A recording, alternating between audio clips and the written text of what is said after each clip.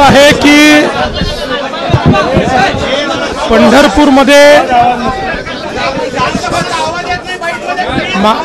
मागच्या काळामध्ये आपण मंदिराचं काम चालू केलं होतं। आज मी ते जाऊन बघितलेलं आहे।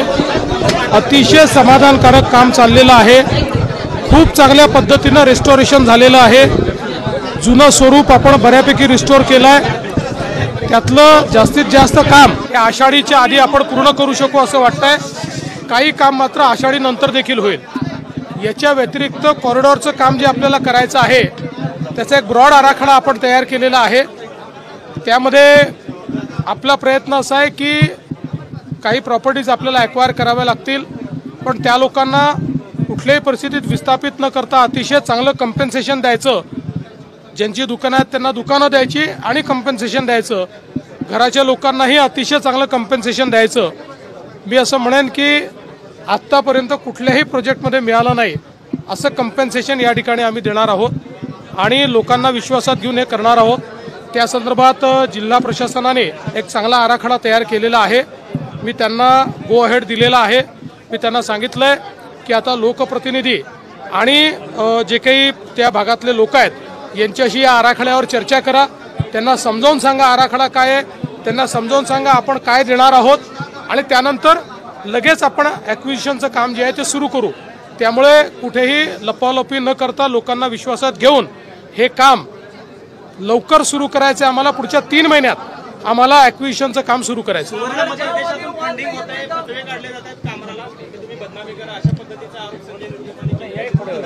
बघा असं आहे की हे तर पक्का आहे की त्या ठिकाणी सुपारी घेऊन ही सगळी कामं चाललेली आहेत, पण त्याच्यावर मी स्वतंत्रपणे बोलेन। आज जर आपण पंढरपूरचा विषय असेल तर बोलूया। सरकारची भूमिका स्पष्ट करा। बघा पहिली गोष्ट अशी आहे की या संदर्भात सगळ्यांची चर्चा करावी लागेल, कारण शेवटी त्याच्याकरता पैसे होळकरांनी दिलेले आहेत आपल्याला कल्पना आहे। त्यामुळे मोठ्या प्रमाणात समाजाचा रोष देखील आहे की असं कसं तुम्ही डायरेक्ट काढून टाकणार।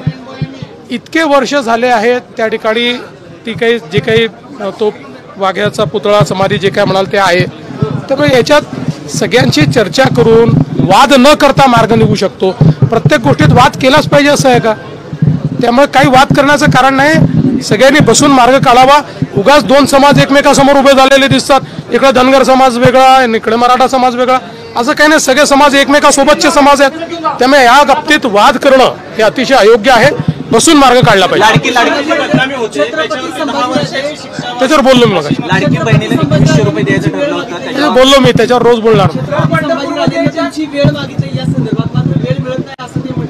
त्यांना अनेक वेळा मी वेळ दिलेली। आता त्यांना का वाटतं असं माहित नाही।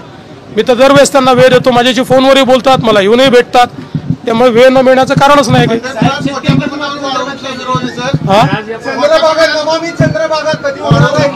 नमामी चंद्रभागेचं काम ऑलरेडी सुरू झालेलं आहे।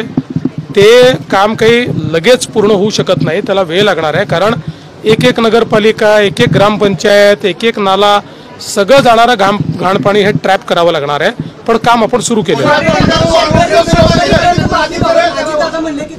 अजितदादांनी जी भूमिका मांडली आहे ती सरकारची आहे। अजितदादांनी कधी म्हटलं नाही की शक्य नाही।